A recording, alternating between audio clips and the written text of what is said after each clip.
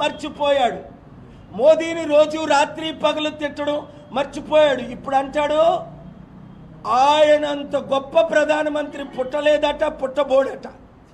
చంద్రబాబు నాయుడు మొన్నటి వరకు మోదీ నువ్వు పిల్లాన్ని వదిలేసావు అలాగనొచ్చా? నువ్వు పిల్లల కండం రాదు, నువ్వే ముఖ్యమంత్రి అన్నాడు. చూసావా? లైవ్లు ఎవరు ఇవ్వట్లే, ఒకరిద్దరు తప్ప. ఇప్పుడు చంద్రబాబు నాయుడు అంటాడు ఆయన విశ్వగురువు అట. నిన్నగాక మొన్నొచ్చిన లోకేష్ అంటాడు ఆయన 100 మిసైల్తో సమానం వాడు. మోదీ ఎవరే బాబు రేపు నడిస్తే పడిపోతాడేమో చూడండి.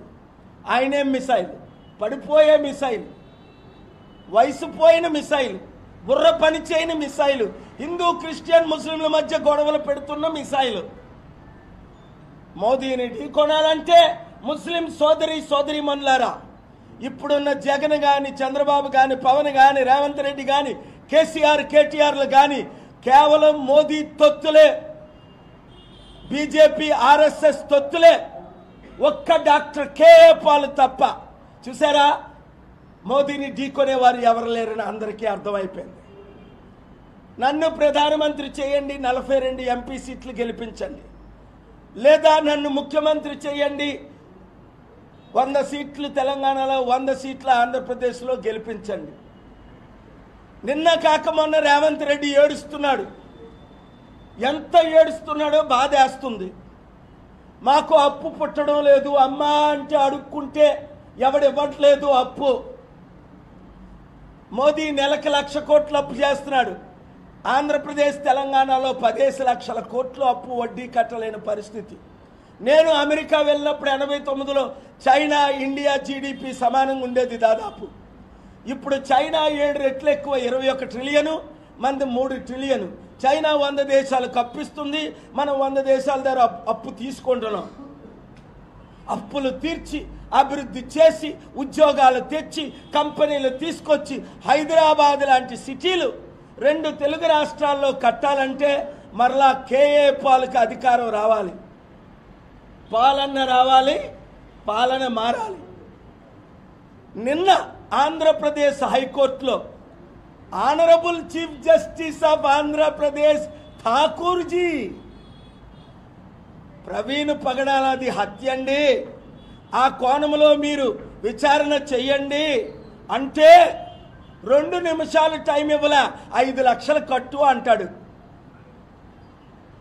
అసలు ఆయనకి సుప్రీంకోర్టు గైడ్ లైన్స్ తెలుసా? పబ్లిక్ ఇంట్రెస్ట్ litigation అంటే అర్థం ఏంటి? Honourable CJ, please read one more time the public interest litigation guidelines. Must be given preference. You have not given me 2-3 minutes. I am begging with folded hands. Please preserve the CCTV footage, may be deleted. Please order repost-mortem because the police have miserably failed.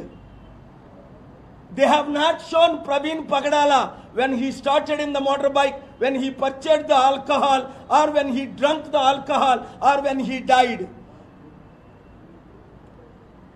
ఎక్కడైనా ప్రవీణ్ పగడాల అని చూపించారా 400 ఫుటేజీల్లో?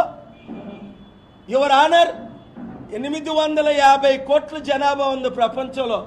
మీకులాగా నాకులాగా ఉన్నాడు ఒక్కడైనా ఉన్నాడా? ఆయన కళ్ళు, ముక్కు, నోరు చూపించారా? ఆయన మోటార్ సైకిల్ మీద ఉన్నప్పుడు ఆయన ముక్కు, కళ్ళు, నోరు చూపించారా? ఆయన నడిపినప్పుడు చూపించారా? ఆయన ఆల్కహాల్ కొన్నప్పుడు చూపించారా? ఆయన తాగినప్పుడు చూపించారా? ఆయన పడిపోయినప్పుడు చూపించారా? ఆయన చనిపోయినప్పుడు చూపించారా? మీడియా మిత్రులారా, చూపించారా? ఎవరైనా చూసారా?